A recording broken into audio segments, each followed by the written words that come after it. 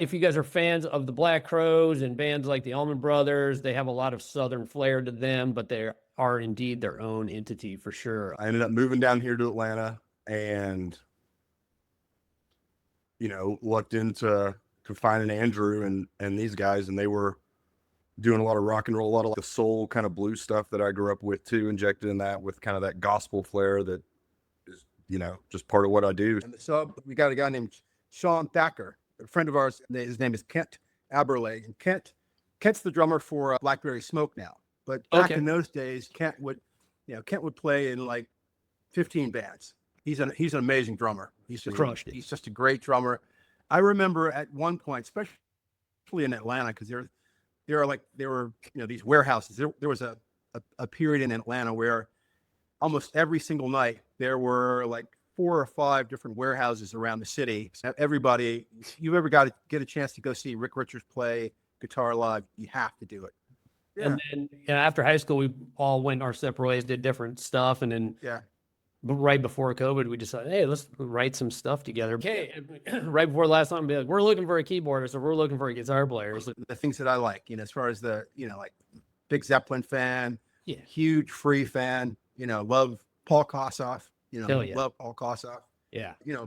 Big Thin Lizzy fan, obviously. Tom Petty came out and played 25 songs. This was like 2.5 hours. It was like every song was a hit. I mean, everybody in the entire place was screaming every single word. I just feel so grateful that I got to see him.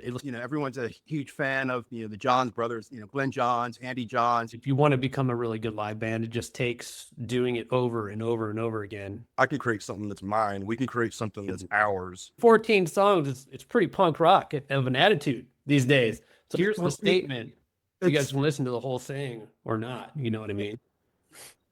Suzanne and I used to always have this conversation about, you have to make the music that's authentic to you. Atlanta is lucky in the sense that we've got some really good venues here, but the venues have the same challenge too, where, you're trying to get, I don't want to say people trained, but you're trying to get people to sit in a room with guitars and, live drums and bass when maybe typically they're not used to listening to music that way. It's just like people kind of came and they were open to whatever they heard. Radio had a huge influence on not just what people listened to, but just how they discovered bands. We're just trying to do anything we can to get in front of an audience. And I'm kind of laughing too, because Brandon has more history actually playing Bike nights. Yeah. Than we do. We were recording during COVID and never played the shit live. And we're like, how's this going to sound? And we're still working it out.